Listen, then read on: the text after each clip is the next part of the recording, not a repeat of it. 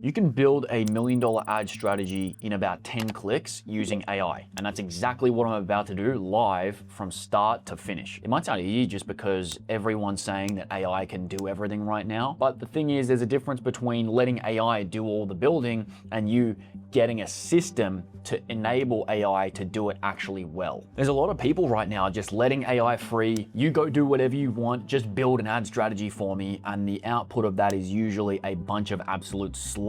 Your account is going to be destroyed and you're going to be wondering why. But in reality, the reason why it's not working as well as you want it to is because you're not providing the guardrails for it to work. And specifically where we've built ad funnels that have literally started at zero, meaning the company's never run ads before, and then taken them to like 500K a month from ads in a matter of 6 months, usually what that comes down to is how good is your process? How pressure tested is it? What do you do when things break? And how much thought can actually go behind the actions that you're taking? And then funnily enough, we actually condense that down into something that can literally be done with 10 clicks, which is absolutely insane. So we're going to dive into it. I'm not going to f around too much in this video. I'm just going to show you exactly how it works. So before I even touch Claude, I'm going to make 4 decisions. AI is not going to make these for you well, and getting them wrong is just going to cost you way too much money for you to outsource it. So number 1 is that before I do anything else, I'm going to decide which funnel is going to fit this offer. For example, if I'm selling something that's more of an in-market demographic, meaning people already want it, they already know that they want it, something a bit more B2B like email marketing or Google ads, or even some biz ops where people are really interested in AI right now, they can work really well with a call funnel. So I'm not going to mess around with a webinar funnel or anything like that. I'm just going to go straight call funnel. So then after we've decided like what the physical structure of the funnel is going to be, and whether it's a webinar, call funnel, whatever, we're going to decide what is the positioning of this going to be, because this is probably the most important thing that people mess up, is that you can have a webinar funnel, you can have a call funnel. That is actually not as big of a lever as how that funnel is positioned. Meaning, let's say you do a webinar funnel, like what are you actually talking about on the webinar? Or you do a VSL funnel, how are you actually framing the VSL? How are you framing them getting on a call? How are you framing the offer? All these sorts of things really determine whether you're attracting like really dog water leads, or if you get people that are very logically bought in. Then number 3 is we need to install a feedback loop around that messaging so we can actually figure out if this thing's working well, what are we going to do? If it's working badly, what are we going to do? And how are we going to figure out what's actually causing either positive or negative results? And then number 4 is something that's kind of underrated, but you need an actual system to run the account on, like a media buying SOP. Meaning you want specific rules for when you are going to scale an ad and also when you're going to turn off an ad. It's kind of a controversial topic, but you want to be very intentional about turning off ads and not turning them off willy-nilly. So again, before you start, you need to make a decision around how am I going to manage the account. If you don't have that in place, you're going to just self-sabotage very quickly. Essentially, what you need to know is that the most important part when you're trying to train AI on how to do something is that you need to ensure that you're giving it enough data on your actual customers and the types of things that you think will work for you. Otherwise, you're just going to be essentially allowing AI to do whatever it wants in terms of making the most generic shit possible. So the way that I always think about it is that the quality of the output is going to be the knowledge base times the prompt. So if you get the knowledge base right and you get the prompt right, you'll be good to go. And to maximize my clicks, what I'm going to do is I'm going to use Whisperflow, which is a voice to text software. Essentially, I'm just going to say vocally a prompt and get it to do what I want it to do. Hello, Mr. Claude. What I need you to do today is I want to create a full end-to-end marketing brief with as little of my input as possible. So I don't want to click the screen at all. I want to do this in under 10 clicks. So if you're going to ask me for some bullshit allowances or whatever it may be, or allow to do something, just don't ask me that, and I'll give you the brief now. So for this offer, the inputs that I'm going to give you are going to be, it's going to be a $6,000 ad setup. So it's a done for you ad setup. We're going to make their first ads. We're going to make their funnel. We're going to create their offer for them. If it's a webinar, we'll help them out with that and all the back end of that. So essentially, it's like we're going to build their entire funnel. We're going to make them all the ads. We're going to script their VSL on a one-time basis. Then we're going to consult them for 90 days after that. So again, that's $6,000. The ads are going to be mainly me on the camera, and the ICP is likely going to be people that are not yet running ads and they're probably reliant on organic. So what I want you to do is go in and find all the sales call recordings that we already have hosted within the Claude filing system, and I want you to use those to create the brief. The main thing I want you to focus on is making it very specific towards those types of customers. Then the funnel type is going to be a VSL funnel where I'm going to project out a 60% show rate and a 25% close rate. So what I want you to do is financially model the entire funnel as well, so I can figure out what I need to do. So that prompt is in there. I'm going to go ahead and click go. That's 2 clicks. Now, while that's loading, I'm going to run you through why would I choose to do that type of funnel for this type of offer. So let's say it's a $6,000 offer, B2B, it's mainly going to appeal to people between $20,000 a month and $100,000 a month most likely. So within that, the reason I would go so direct is because it's something they already know that they want. There's a large amount of people who are not running ads that know they need to run ads. And as a result, I don't need to be too crazy with it. I just need to show them, you know, you need to run ads. This is how you're going to do it. This is who we've done it for before. Buy this thing. So it's not going to need to be something that's too complex. It's not going to need to go into too much nitty gritty. It's just like, this is the result. This is the problem you're facing. This is why. This is how we can help you. And that's why. Okay. So after my little scroll session, it looks like Mr. Claude has pretty much built out the entire thing. So what I'm going to do is I'm going to convert this into a Word document and then throw it into a Google document just so we can look at it in a clean fashion. Let's have a look and see if it's actually any good, if it's trash, and so on and so forth. I need to use a couple more of my clicks for this. So a big problem, Mr. Claude, is that sometimes you produce stuff that's absolute AI slop. So I want you to QC this entire brief and actually make sure that it's a finished ad strategy. So I don't just want a brief. I want the full strategy to be done. And then I want you to QC it as well. So I want you to make 5 ad concepts with 3 hook variations each. Then I also want to make sure that you're using the ad QC skill afterwards so that we can make sure that there's no AI slop being produced whatsoever. Because if you produce AI slop, I will switch back to ChatGPT. So beware. So that uses another 2 clicks, unfortunately, but that's a very essential point, is that a lot of times the problem you'll have with AI is that it will hallucinate. Like, it will start to go outside the bounds of what you're trying to achieve. And it will also produce AI slop sometimes. So what we did to counteract that was I looked at a bunch of call recordings that I've had with my creative strategist where I'm actually going through ads, I'm quality controlling them, I'm looking at what sounds like AI, what doesn't sound like AI, so on and so forth. And then based on that, we basically had a framework of like, okay, based on the last 1,000 ads that we've scripted and created, what are the common mistakes that arise? What works really well? What doesn't work at all? And then we were able to train a skill with AI where we could actually come up with like the top 10 things that it could go wrong, and it came up with the top 10 things that need to be within the ad, and then we turned that into a skill that like it can just automatically make sure that those things are in there. All we had to do is basically build a chain of skills that go from the brief to the ideas to the storyboard of the ad to the actual quality control of the ad, and then now what it does is it outputs the entire brief, all the research, some example ad concepts, and it will also quality control those ad concepts to get it to a point where it's about 80 to 90% of the way there. And interestingly enough, it's provided a warning that there's no proof that's included because we didn't provide proof in the brief. And the reason it does that is because in the quality control skill, we have it made so if there's not enough proof in the ad, it will flag it and add the proof, and it will also stop you if you don't have enough input. So the inputs for this is like the proof assets, the winning ads, competitor research, sales call recordings, stuff like that is like, that's required for the marketing research brief. And when you don't have it, it tells you like, hey, you need to add this stuff or it's not going to be as good as what it could be.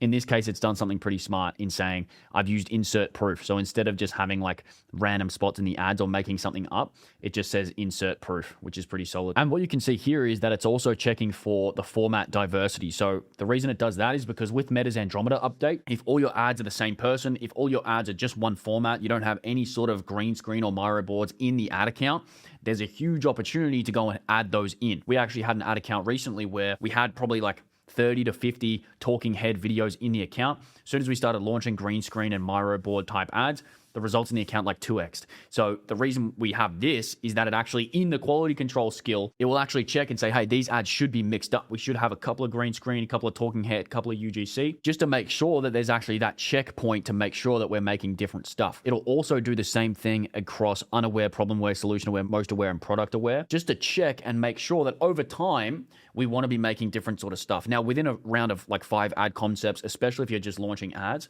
you don't necessarily need to be too aware of this, but let's say you're producing 20 ad concepts a week or 20 new ads a week, all of a sudden the account can skew towards one direction, especially if you're using like AI stuff to script. Something I've seen is that your scripting process can drift, meaning initially you might be putting in a ton of effort in towards the scripting, and then over time you just accidentally create worse ads. Like I've seen this happen a lot with clients where they just will stop paying so much attention to it. So these are the sorts of things that you need as you're kind of getting into that routine that can just be an automated checkpoint for making sure that the ads maintain stability and they maintain quality over time.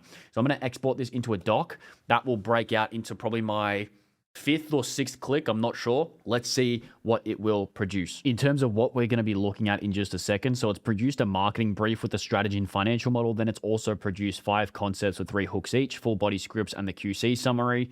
Very, very nice. So it's run through the ad script and storyboard skill, the hooks, it's QC'd, it's checked for AI isms and overuse of specific things, and it fixed all of them automatically, and it's just flagging to add in the proof and to make sure that if we have winning ads to go ahead and add those in as well. And the reason it doesn't read like ChatGPT is because it's actually taken it from client calls and exact verbiage of clients. So let's dive in and we'll check out the actual strategy. Okay, so starting with the marketing brief, let's have a look. So it's taken the source from 5 real strategy call transcripts going from VSL to book call to close, modeled 60% show, 25% close rate as mentioned. So what's included, it's got the deliverables listed there. It's got the strategic role of how it wants to be a self-liquidating client acquisition machine to feed the retainers. Very, very nice. It's modeled ascension at 15% of the buyers going to a retainer, which is really, really nice. And the front end pays for itself. The retainer is where the real money sits. Very good. So what it's done is it's created basically a brief for the customer, who they are, exact quotes that they've used, why they haven't cracked pay, the fears, what they actually want, so on and so forth. It's got the awareness and sophistication. It's got the big idea and the positioning of the funnel. It's got the competitor or like alternate sources as well. So it's like, this is why you wouldn't want to learn it yourself. This is why you wouldn't want a growth operator. This is why you wouldn't want another media buyer or whatever it may be. And it's actually going into the ad hooks as well. So it's taking exact client situations and articulating those in the hooks. The reason that's so important in terms of articulating exact client content in the hooks is because what you're trying to do in the first like 10 seconds of an ad is get really close to who it's for and build a level of resonance for them to think, oh shit, this is for me. And that's what stops them from scrolling. A lot of people will use something like, hey, 7-figure e-commerce brands. And that does work to an extent in some cases. However, it works even better if you can just talk about something that only they would understand or would only appeal to a certain type of person. Like, for example, if you're spending, you did 260K in a month on organic, so why does it feel like you're slowing down and you have no momentum? Well, the reason is because blah, blah, blah, blah, blah. So that sort of stuff can resonate almost to a greater degree than just calling out like a broad niche. Moving on, it's also done more or less the VSL structure as well. I think this is a little bit of an AI slop type of language, which isn't great. But what I would do in this case is I would just go back and re-prompt it. So I would say, this is a little bit too AI. Can we come up with an alternate hook? And in most cases, I would like to come up with the ad ideas myself. I also like to come up with VSL hooks myself as well. So it might have like the outline of the VSL, but I would prefer personally to just prompt it with what I think is likely to be a great hook. It's also got the financial model as well. So it's got, this is the front end price, show rate, close rate, target cost per book call, ascension to retainer, and then idealized LTV, which is really, really nice, as well as outlining the unit economics per sale, as well as the ROAS. So this is pretty nice. So now you can actually operate the ad account with an idea of what type of cost per call is good versus bad. And it's actually going to be right there in front of you. So again, you literally saw the level of prompting I had to do to generate this document was nothing crazy at all. And the reason why is because the knowledge base and the skills that we have set up internally are actually so locked in. In terms of getting what you actually need to do. So it's like, if you sign this many clients per month, you need this many book calls, you need this much ad spend, and you need this much front end cash, which is really, really clear. It just makes it like super dummy proof to be able to prompt like, hey, this is what I want to do. This is the price of my offer. This is my type of customer. Go and make me an ad strategy. Now it's literally just all laid out there for you. Again, I know a lot of people who do AI stuff, like they'll be, here's how I make my AI executive assistant. But this is literally like the consultative process that we would run if we were talking to a $5 million a year business. We've just turned it into a stack of skills, which is absolutely insane. So if you want access to all of those skills, all those SOPs, literally everything that I'm showing you right here is available in a workspace in Claude Code that has already been set up and it's accessible within my school community. So if you want to use it, you want access to it, plus weekly group calls, plus a one-to-one call when you join, plus a private group WhatsApp where you can ask questions directly to me. Click the link below and jump in my school community. Perfect for if you want to start running ads and get profitable. Like if you're below 50, 100K a month and you need to get to that level, I would hop in the school group. If you're already past 20K a month in ad spend, 10, 20K a month in ad spend, and you're currently, trying to figure out why your ads aren't working as well as they could be, or how to improve your ROAS, or how to get more efficiency, get more leads and scale, then in that case, you want to jump in for a free audit where I'm literally going to go into your ad account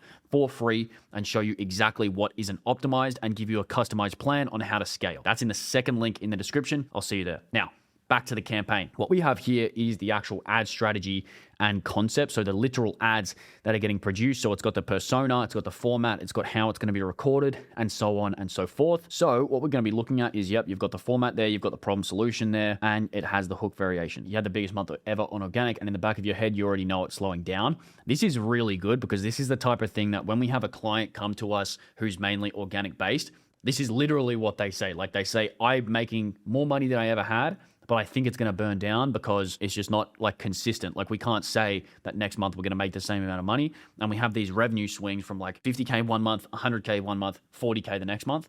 And it's like a huge pain point. I would say this hook is probably trash, and I would go back to the AI and say like, come up with a better hook for hook B. Hook C, if you're doing 50 to 300K a month and almost all of it comes from content you post yourself, give me 60 seconds. So that's pretty good. Then it's going to go into the problem mechanism, which is organic as an engine you can't control. It's a buffer that hides the fact you can't turn leads on when you want them. So you post more, you film more, whole thing rests on you, never going quiet. Hiring a media buyer doesn't fix this. They point spend at a funnel that can't convert on cold.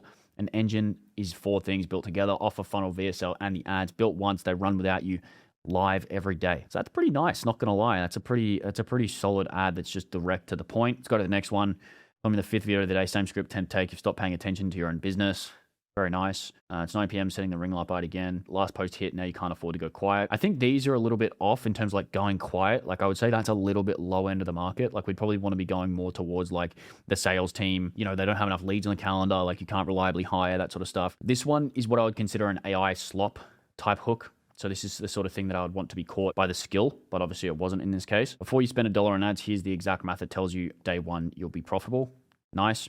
You've got the budget to run ads, but the thought of burning it for 3 months stops you cold. This is for you. Yeah, nice. So what we're seeing here is about 2 out of 3 of the hooks are usually pretty good. Yeah, nice. Interesting. So if I was to improve this, what I would do is I would want to go way more in detail in the prompt about the exact value propositions of the offer. And I would want to give more of a breakdown about why people would buy.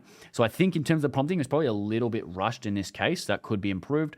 I would also go back and flag those couple of hooks that I didn't really like. But all in all, what you could do with this is immediately go ahead and say, okay, take the ad storyboard skill and then go ahead and produce the actual ad scripts. Then literally all you would need to do is go ahead and record these ads, get them edited, launch them in a testing campaign structure, and then you're pretty much good to go. So then let's say you launch your ads, everything's good.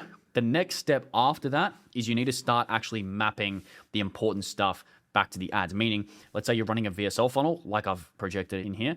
I need to actually go ahead and have a third-party tracking platform like Hyros where I can see, okay, these 5 leads came from this ad and these 5 leads came from this ad. And the benefit of that is that you need to understand that the messaging is going to be the closest thing correlated towards your lead quality. So what you need to do is have your best leads mapped back to your best ads, and you'll find that pretty much all the good leads usually come from a few ads, especially when you're first starting, and all the bad leads probably come from a few ads as well. Then all of a sudden your test budget can be scaled because you're starting to say, okay, this is profitable, this isn't. Let's turn off the unprofitable stuff and scale the profitable stuff. It's pretty simple to understand. The gap that most people have is that they don't have third-party tracking set up properly, meaning they're not actually seeing that, okay, the quality is coming from these ads, so therefore their decision-making process gets really warped because they can't actually see what's working and what's not. I just audited a $5 million a year company actually, and they had most of their spend being allocated to warm traffic, but they had campaigns they thought were cold. So they didn't actually know where their spend was getting allocated. And that was just a simple media buying thing that obviously us as a media buying agency, we see that all the time. But if you're a founder trying to run your ads, a lot of times those sorts of things can just slip your mind. You don't really know how to operate throughout them. You don't really know even to be aware of how much spend is going to warm versus cold. That sort of stuff is just really elementary, needs to be in place. And that is kind of the value of having a paid ads team that's directly allocated towards your business. And that's why we're able to go in and get such great results for our clients. The main point of it is if you're going through an ads process that's not systematized, you don't really know these sorts of things, you need to be learning ads at a bit of a higher level. I see a lot of people just failing because they're not operating on the level of like seeing where stuff's going. They're not going deep enough on your ad process. So that is exactly what I'd recommend. If you want an audit, like I said, the link's in the description. If you want kind of more in-depth about the exact funnels that you can run, I did make a video with a full breakdown on how to build ad funnels, what ad funnels are working right now, how to think through what funnel to pick for your offer, and so on. That video is going to be coming up next. So go ahead and check that out, and I'll see you in the next one.